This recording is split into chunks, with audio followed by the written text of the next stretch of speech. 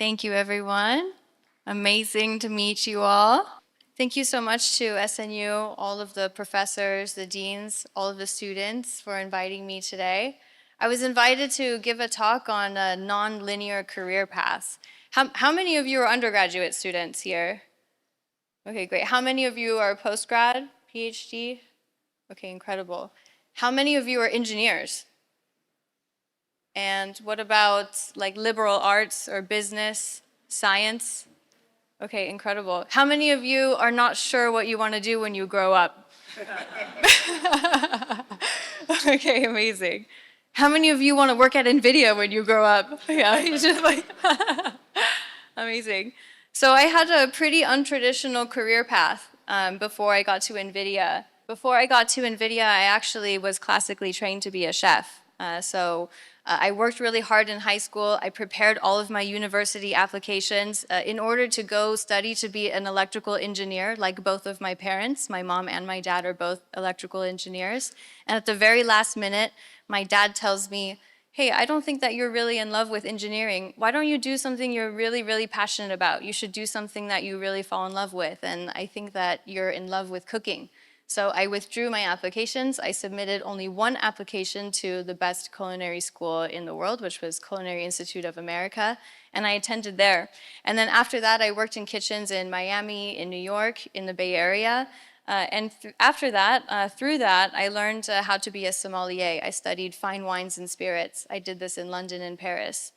And after that, through being a sommelier, I learned about incredible branded champagnes, Moet Tennessee, all of the Dom Perignon champagne, Veuve Clicquot, and I really wanted to understand how did they embody so much personality and lifestyle into just a single bottle that you see. And so I joined the LVMH group, the Louis Vuitton Moet Hennessy group, to do marketing and branding afterwards. And what seems like a rather non-linear journey, I realized that I had held a couple of principles or guiding principles throughout each of my career paths. Whether it was from cooking to sommelier, it was branding and marketing, doing photo shoots for luxury hotels at LVMH, all the way through NVIDIA. And ultimately, those guiding principles were, number one, I always chased a profession or a craft where I was able to express or learn some element of extreme craftsmanship. Just like I saw in the robotics lab here, I really like to make things with my hands. I was not a good artist, but I wanted to be able to express myself artistically, create something that I could give as a gift to someone else. And so I pursued culinary arts and sommelier and marketing and branding. There was always this guiding principle of extreme attention to craftsmanship. And then second is an obsessive attention to detail. I worked for some really difficult chefs who would yell a lot. They would throw a lot of things. They would light things on fire if things were not perfect.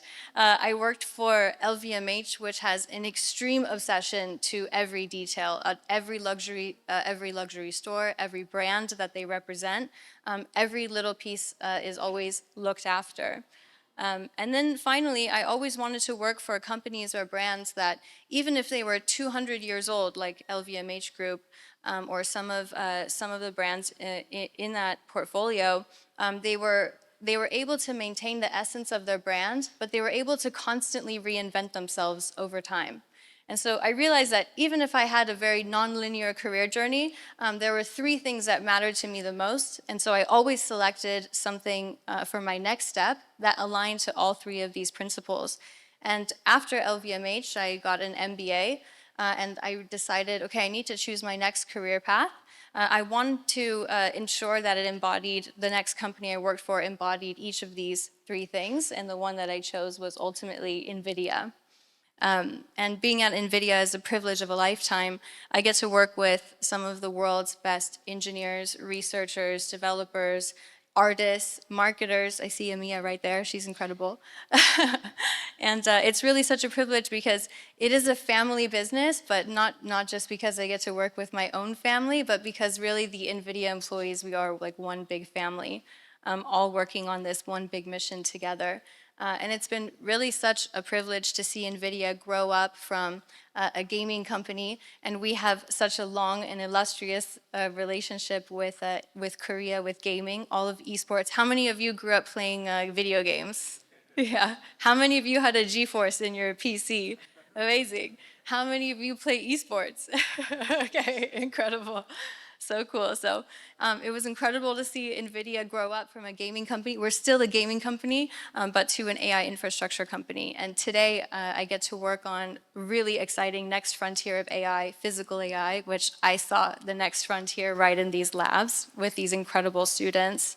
And so ultimately, I wanted to tell you today that whatever you decide, you're in school, whatever you decide to do next, it doesn't matter your job title or what you do next. You don't need to have a linear career line. You should just at least understand and sit with yourself to understand what are the guiding principles that you want to hone over time and commit yourself to over time. What motivates you?